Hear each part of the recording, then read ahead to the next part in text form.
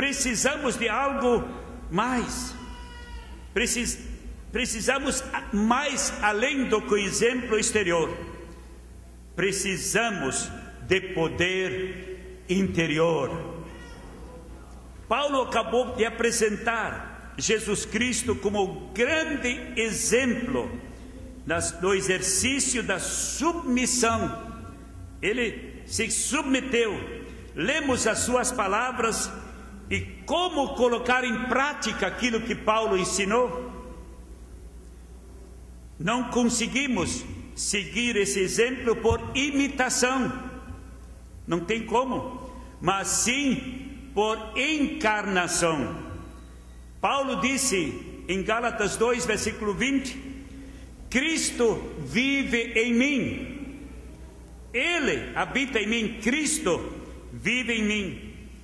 A vida cristã não é uma série de altos e baixos, queridos, mas sim um processo constante em que Deus opera em nós, enquanto praticamos o que Ele nos ensina.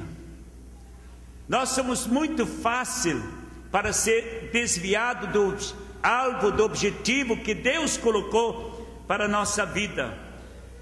Nós também podemos dizer, precisamos cultivar a submissão ao lançar mão das provisões que Deus coloca à nossa disposição.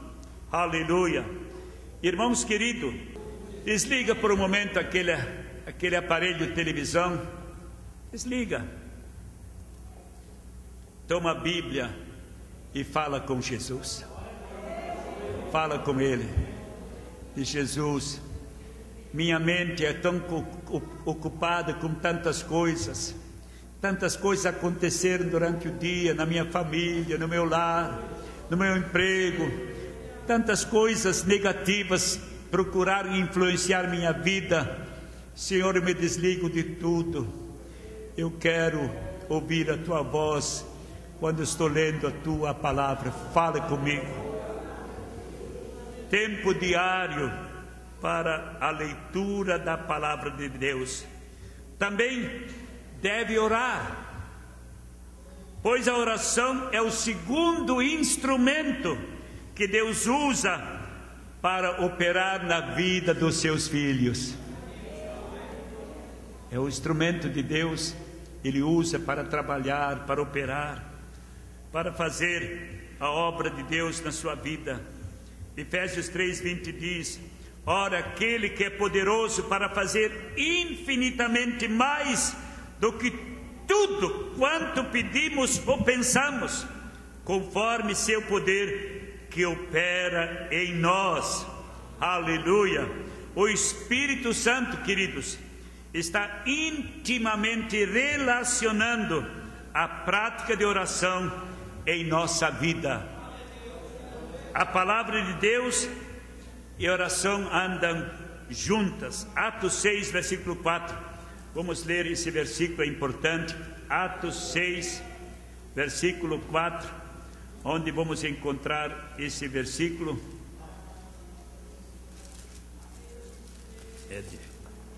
Vamos rápido.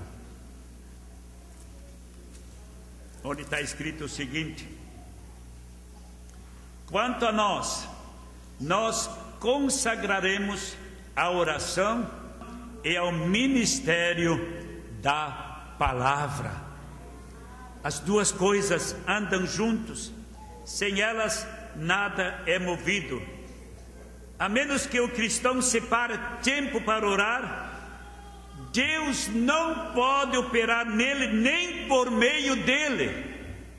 Veja só, Deus não pode operar na tua vida nem através de você, se não separe um tempo para a oração. As pessoas que Deus usou ao longo da história da igreja eram pessoas que oravam. Nós temos muitos exemplos na história da igreja, os patriarcas, os apóstolos, os anciões que oraram. E o terceiro ponto de Deus na nossa vida é o sofrimento. O sofrimento. Ao longo da Bíblia Sagrada, da história da Bíblia, nós encontramos os servos de Deus, as servas do Senhor, dedicado na obra de Deus. Eles também sofreram. A palavra de Deus, a oração e o sofrimento são três instrumentos que Deus usa em nossa vida, na minha, na tua vida. Da mesma forma, gente, da mesma forma que a eletricidade precisa de um condutor.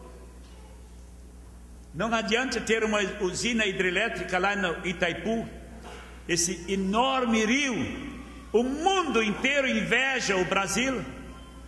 O mundo inteiro tem dificuldades com eletricidade. Se você viajar toda a Europa, 20, 30 países, você não vai encontrar nenhum rio na capacidade do Rio Paraná, nem imaginar. E não existem quedas para construírem usinas hidrelétricas. Eles padecem de energia, eles têm problemas, investem muito para que a pesquisa venha dar meios de ter eletricidade a um preço compatível. A eletricidade precisa de um condutor. O Espírito Santo, queridos irmãos, opera pelos meios que Deus proveu para você. Os meios, ao ler a palavra e orar, o cristão se torna cada vez mais semelhante a Cristo. Com toda certeza, algo de Cristo vai ficar na tua vida, vai fazer você semelhante a Ele. Diz a história, diz a Bíblia, a história também nos fala que lá num país as pessoas foram pela primeira vez chamados de cristãos. Foram chamados de cristãos porque os moradores daquela região observavam os crentes. Eles conheciam Jesus, sabiam quem era Jesus. Eles tinham conhecimento da sua doutrina, do seu ensinamento, das suas obras, da sua vida. Eles olhavam para aqueles irmãos que se converteram. Eles observavam eles, acompanhavam eles, cuidando deles, sem eles perceber. Os crentes não perceberam que eram observados, mas o mundo observou eles. E quando eles chegaram à conclusão, chamaram eles de cristãos, porque eram semelhantes a Cristo. Porque aquilo que eles aprenderam de Jesus, eles puseram em prática, viveram esta vida, aleluia. Ao ler a palavra e orar, o cristão torna-se mais semelhante a Cristo. E quanto mais ele se torna semelhante a Cristo, mais o mundo se opõe a ele, mais os incrédulos vão se levantar contra ele, vão falar mal dele, vão apontar o dedo para ele, vão perseguir ele, porque essa comunhão ela se torna do sofrimento. Filipenses 3, versículo 10, onde nós lemos que nós estamos sofrendo aquilo que Cristo sofreu por nós. Estamos sendo caluniados, estamos sendo maltratados. A cada dia, o cristão que volta à palavra e à oração, de modo que os três instrumentos trabalham juntos para prover o poder espiritual necessário para glorificar a Cristo. Aleluia. É muito bom falar, mas o tempo corre. Nós temos a celebração da Santa Ceia. Eu quero concluir esta mensagem, a palavra de Deus, os três pontos principais na nossa vida: a palavra de Deus, a oração, o sofrimento. Esteja disposto a aceitar a palavra, coloca em prática na tua vida. Deus tem projetos lindos para com você, Deus tem projeto tremendo com esta igreja. Eu tenho absoluta certeza que Deus vai derramar bênçãos de uma forma tremenda sobre esta igreja. Por quê? Porque nós estamos interessados não em brilhar, nós aparecer, mas que Cristo brilhe em nosso meio, que a palavra de Deus domine nossos pensamentos, nossos corações, que a palavra de Deus venha nos fazer apto para ouvir e obedecer aquilo que Deus tem para nós, a fim de ter uma atitude de submissão. Irmãos queridos, é a alegria que nos acompanha. Para que a alegria nos acompanhe, é necessário reconhecer que é preciso cumprir com o propósito de Deus para a nossa vida. Tu não vais ser uma pessoa feliz, tu não vais ser uma pessoa realizada, tu não vai te realizar se tu não reconhecer e cumprir o propósito de Deus para com tua vida. Amém?